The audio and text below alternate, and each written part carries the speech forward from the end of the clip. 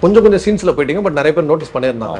பெரிய கேரக்டர் பண்ணணும், நல்ல பர்ஃபார்மன்ஸ் பண்ணணும், நிறைய டைலாக் பேசணும் அப்படின்னு எல்லா நடிகர்களுக்கும் இருக்காம எனக்கும் அந்த ஆசை இருக்கு. சொல்லும் போதே வந்து எனக்கு சொல்லி தான் கூப்பிட்டாங்க.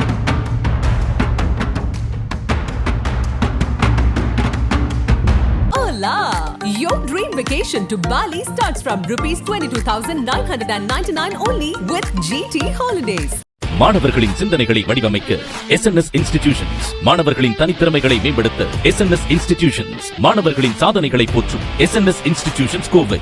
GUVI, இந்தியாவின் தலை சிறந்த vernacular edtech brand, skilling everyone everywhere. யாருமே போகாத லொகேஷன் தான் தேடி கண்டுபிடிச்சி சார் வந்து போற வழி ஃபுல்லா பாத்தீங்கன்னா கொஞ்சம் தூரம் தண்ணி இருக்கும், அதுக்கப்புறம் மணல்ல வந்து கல்லு முள்ளு எல்லாமே இருக்கும்.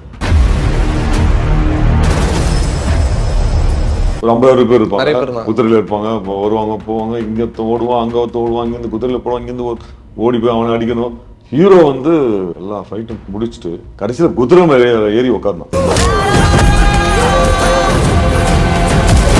அங்க ஒரு டீம் அங்க வெயிட் பண்ணிட்டு இருப்பாங்க. இங்க இருந்து குதிரையில வந்து ஸ்பீட்ல போய் அங்க போய் நிப்பாரு. அதெல்லாம் பாக்கிறதுக்கே கண்கொள்ளா காட்சி. அந்த நாங்க போன இடம் வந்து ராஜஸ்தான் ஜெய்ப்பூர்ல. கொடை பிடிக்க விட மாட்டாரு. ஐயர்னு சொல்றத விட இவரு மந்திரத்தை வந்து அவ்வளவு படமா சொல்றாரு, மனப்படம் அடிக்கிறாரு. நம்ம ஒண்ணுமே புரியுமா சார்? வணக்கம். வணக்கம் சார், எல்லாருக்கும் வணக்கம். எப்படி இருக்கீங்க சார்? நல்லா இருக்கு சார், நல்லா இருக்கு. ஸோ தங்கலன் அனுபவம் எப்படி இருந்தது சார்? சார் காலையில நம்ம ஷூட்டிங் ஸ்பாட்டுக்கு ஒரு 4 மணிக்கெல்லாம் எந்திரிச்சு ஒரு 5 மணிக்கெல்லாம் போயிடுவோம். அங்கிருந்து ரெடி ஆகிறதுக்கு ஒரு குறைஞ்சபட்சம் ஒரு மணி நேரம் தான் ஆகும். எனக்கு இந்த விக்கெல்லாம் வைக்க வந்துருக்கும். அதாவது ஃபுல் டோனே வந்து டாப் டு பாட்டம் மாத்துவாங்க. ஃபுல்லா அந்த லைட்டா ப்ரௌனிஷ் பிளாக் மாதிரி ஃபுல்லா அந்த மண்ணு கலர்லயே அந்த கலர்லயே மாத்துவாங்க. மாத்திட்டு அப்புறம் டாட்டூ அங்கங்க இருக்கும், அதெல்லாம் போடணும். ஸோ இப்படி நம்ம தினமும் காலையில் 5 மணிக்கு போனோம்னா 6 மணிக்கு போட்டுட்டு மேக்கப் கொஞ்சம் லைட்டாக டிஃபனை சாப்பிட்டுட்டு நடக்க ஆரம்பித்தோம்னா 1.5 மணி நேரம் ஆகும் சார் ஷூட்டிங் லொக்கேஷன்ஸ். அந்த லொக்கேஷன் போகிறதுக்கு. ஏன்னா அன்னமய்யா டேம்னு நம்ம ஆந்திர பிரதேஷில் கடப்பா மாவட்டத்தில் இருக்காது. யாருமே போகாத லொக்கேஷன் தான் தேடி கண்டுபிடிச்சி சார் வந்து பாரஞ்சி சார் வந்து பண்ணாரு. ஸோ அந்த லொக்கேஷன் போகிறதுக்கு 1.5 மணி நேரம் ஆகும். அது போகிற வழி ஃபுல்லாக பார்த்தீங்கன்னா கொஞ்சம் தூரம் தண்ணி இருக்கும், பொழுது தண்ணியோட இருக்கும். அதை கடந்து போய் அதுக்கப்புறம் மணலில் வந்து கல் முள் எல்லாமே இருக்கும். அதையும் கடந்து போய் அப்புறம் மறுபடியும் ஒரு ரிவர் வரும், அதில் கொஞ்சம் நடந்து போகணும். இப்படி ஒரு டெய்லி வந்து ஒரு ட்ரெக்கிங் போகிற மாதிரி இருக்கும். ஒரு அட்வென்ச்சர்னா ஷூட்டிங் ஸ்பாட்டுக்கு போகிறதே ஒரு ஷூட்டிங் ஸ்பாட்டுக்கு போகிறதே ஒரு பெரிய அட்வென்ச்சர் மாதிரி இருக்கும். ஸோ அது வந்து எங்களுக்கு வந்து எல்லா ஃப்ரெண்ட்ஸோட அப்படியே நடந்து போகும்போது முதல் நாள் மட்டும் தான் கொஞ்சம் அப்படி கஷ்டமா இருந்துச்சு. அப்புறம் பாட்டு பாடிட்டு அப்படியே அவன் ஜாலியா பேசிட்டு போகும்போது எங்களுக்கு அது களைப்பே தெரியல. நாங்க அந்த காலகட்டத்துக்கு ஏற்ற போல அந்த மனிதர்களாகவே நாங்க வந்து மாறிட்டோம்னு தான் சொல்லணும். அந்த கோணத்தை கட்டினோன்னே நாங்கெல்லாம் வந்து அந்த ஒரு காலகட்டத்துக்கு போயிடுவோம். ஸோ ஸ்பாட்டுக்கு போய் சேர்றதுக்குள்ள வேர்த்து விறுத்து உண்மையிலேயே அந்த வெயில் பட்டா எப்படி இருக்கும், அந்த வேர்த்து விறுத்து அந்த கேரக்டர் மாதிரி ஆயிடுவீங்க. அந்த கேரக்டர் மாதிரி ஆயிடுவோம். ஒரு 2 3 நாள்லயே பாத்தீங்கன்னா வெயில் பட்டு அந்த தோல்லாம் அப்படியே லைட்டா அப்படியே உறிஞ்சி முகம்லாம் அப்படியே கருத்து போய் அதுக்கப்புறம் மேக்கப் போட வேண்டிய அவசியம் கூட இல்லாம போச்சு. அந்த அளவுக்கு வந்து டோட்டலா டோனே மாறி போச்சு. 2 வாரம் கழிச்சு வீட்டுக்கு வந்து பார்த்தா என்னங்க இப்படி ஆயிட்டீங்க அப்படின்னு வீட்டுல வந்து ஒய்ஃப். ஸோ அந்த மாதிரி மேக்கப் இந்த வேலைகளே பெரிய விஷயமா இருந்தது. அதுக்கப்புறம் ஷூட்டிங் ஸ்பாட்டு அந்த கேரக்டர் வந்து என்னென்ன பண்ணுது அதை பண்றதுக்கு வந்து சார் வந்து டைரக்டர் வந்து ஒவ்வொரு காட்சியும் அப்படி விளக்கி நம்ம இந்த தங்கத்தெல்லாம் அலசி ஜல்லடை போட்டு எடுக்குது. அது வந்து எப்படி பண்ணுவாங்க, அந்த காலகட்டத்தில் எப்படி பண்ணிருப்பாங்கன்றது அவர் ஒரு ஐடியா வச்சிருப்பாங்க. அதை வந்து சொல்லி புரிய வச்சு நம்மள அதை நம்ம எதுவும் பண்ணதே இல்லை அந்த பாண்ட்லாம். ஸோ அதை வந்து அவர் கரெக்ட் பண்ணி நம்ம ஒன்று பண்ணுவோம், அப்புறம் அவர் ஒன்று சொல்லி கரெக்ட் பண்ணி. ஆனா அதெல்லாம் வந்து சர்வசாதாரணமா சார் வந்து ஹீரோ விக்ரம் சார் வந்து பண்ணிட்டாரு. அது ஆல்ரெடி பண்ணிருப்பாரு நினைக்கிறேன். வீட்லயே பார்ட்டிசிபேட் வந்து பாருன்னு தெரியல, அதில் அசால்ட்டா அது கரெக்டா பண்ணாரு அவரு. ஸோ அவரு நம்மளாம் காப்படுற கஷ்டத்தை விட அவரு பட்ட கஷ்டம் தான் உண்மையிலே பயங்கரம். எங்களுக்குலாம் வந்து நம்மளாம் ஒண்ணுமே இல்லடா, அவ்வளவு பெரிய ஹீரோ கோணத்தை கட்டிட்டு. இன்ஃபேக்ட் அவருக்கு வந்து சில இடங்கள்ல பேட்ச் எல்லாம் இருக்கும். ஆமா, அடிப்பட்ட பேட்ச் எல்லாம் ஒரிஜினல் பெட் கிட்டலாம் கிடையாது, அப்படியே கிடையாது, ரோப்பு கிடையாது. சில இந்த சண்டை காட்சிகள்லாம் பாத்தீங்கன்னா ஸ்ட்ரெச் 5 மினிட்ஸ் 6 மினிட்ஸ் 7 மினிட்ஸ் எல்லாம் போற ஷாட்ஸ். ஒரே டேக்கில் பண்ணியிருந்திருக்கோம். இந்த ஃபைட்லேயே வந்து நாங்கள் ஒரு 10 பேர் இருப்போம். ஆனால் ஆப்போசிட் சைடு வந்து ஒரு 50 பேர் நிறைய பேர் இருப்பாங்க. தான். குதிரையில் இருப்பாங்க, வருவாங்க போவாங்க, இங்கே ஓடுவான் அங்கே ஓடுவான், இங்கேருந்து குதிரையில் போடுவான், இங்கேருந்து ஓடி போய் அவனை அடிக்கணும். அப்புறம் தண்ணியிலே எல்லாம் ஃபுல்லாக ஆமா. நீங்கள் நார்மலாக ஓடுறது கஷ்டம், மணலில் ஓடுறது அதோட கஷ்டம், தண்ணியில் ஓடுறது எல்லாத்தோட கஷ்டம்.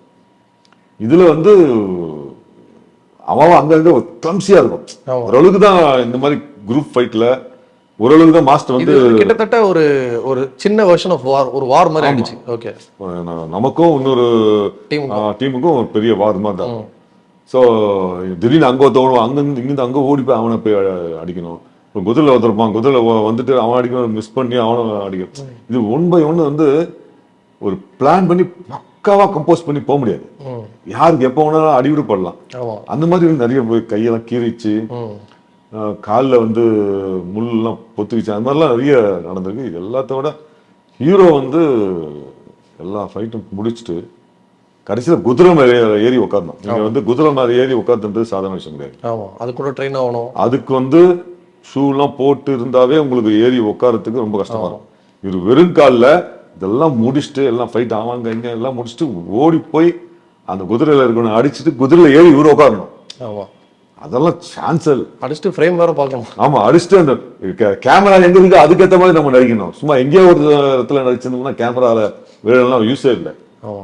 ஸோ கிட்டத்தட்ட இதே மாதிரி ஒரு சீன் வந்து பொன்னியின் செல்வன்ல பண்ணியிருப்பாரு. பார்ட் 2ல அவர் அந்த அந்த கடம்பம் அந்த கடம்பூர் ஃபோர்ட்டுக்கு வரும்போது கரெக்டா குதிரையும் மெயின்டைன் பண்ணணும், அது இழுத்துட்டு ஒரு பக்கம் போகும், அவங்கள பார்த்து நக்கலாவும் பேசணும், அதே நேரத்தில் ஐஸ்வர்யா ராய் வரும்போது குதிரை வந்து நம்ம சொல்றது எல்லாமே கேட்காது எல்லா டைம்லயும்.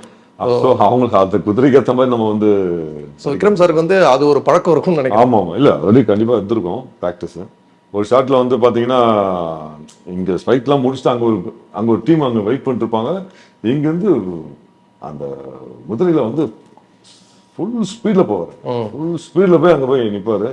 அதெல்லாம் பார்க்கறதுக்கே கண்கொள்ளா காட்சி. அந்த தண்ணியில அப்படியே தண்ணி தெளிக்க அதை நேரில் பார்க்கும்போது அவ்வளோ அருமையா இருந்தது.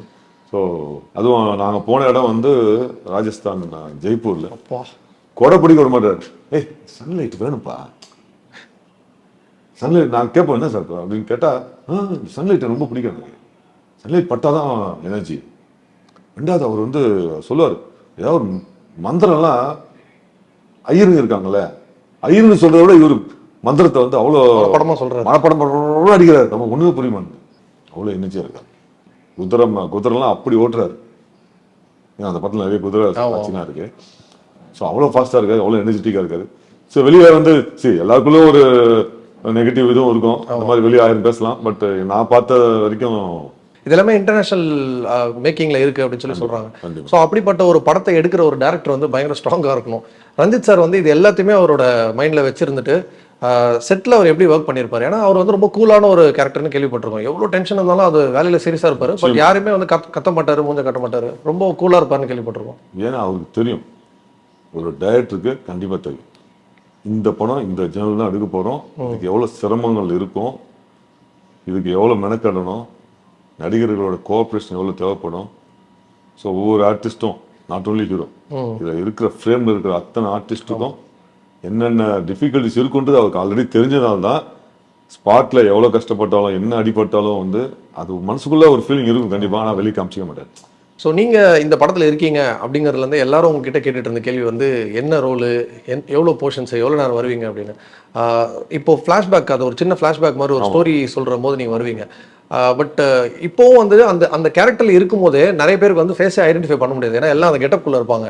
அதுலேயும் வந்து டக்குன்னு கொஞ்சம் சீன்ஸ்ல போயிட்டீங்க, பட் நிறைய பேர் நோட்டீஸ் பண்ணியிருந்தாங்க. உங்களுக்கு ஏதாவது ஒரு சின்ன ஃபீலிங் இருக்கா, இன்னும் கொஞ்சம் ஸ்பேஸ் இருந்திருக்கலாமோ அப்படின்னு? நான் என்னை பொறுத்த வரைக்கும் எல்லா நடிகர்களுக்குமே வந்து பெரிய கேரக்டராக பண்ணணும், நல்ல பர்ஃபார்மன்ஸ் பண்ணணும், நிறைய டைலாக் பேசணும் அப்படின்னு எல்லா நடிகர்களுக்கும் இருக்காம எனக்கும் அந்த ஆசை இருக்கு. பட் நமக்கு வந்து இவ்வளோ பெரிய படத்தில், இவ்வளோ பெரிய ஸ்டார் காஸ்ட் உள்ள ஒரு படத்தில், இன்னைக்கு உலகமே எதிர்பார்க்கிற ஒரு இயக்குனரோட படத்தில் சின்னதோ பெருசோ வாய்ப்பு கிடைக்கிறதே பெரிய விஷயம். நம்மளும் இத்தனை வருஷம் டிராவலில் இன்னமும் நம்ம சினிமாவில் இருக்கோம், இன்னமும் யாராவது ஒரு டேரக்டர் வந்து நமக்கு கூப்பிட்டு வாய்ப்பு தராங்கன்னும் போது அந்த வாய்ப்பை நம்ம மிஸ் பண்ண கூடாது. சொல்லும் போதே வந்து எனக்கு சொல்லி தான் கூப்பிட்டாங்க, டைலாக்லாம் வராது, ஃப்ளாஷ்பேக்கில் ஒரு 10 நிமிஷம் வரும். விக்ரம் சார் கூட தான் பண்ணுறீங்க. ஸோ உங்களுக்கு விருப்பம் தான் பண்ணுங்கன்னு தான் சொன்னாங்க. நான் வந்து இஷ்டப்பட்டு விருப்பப்பட்டு தான் ஜாயின் பண்ணேன்.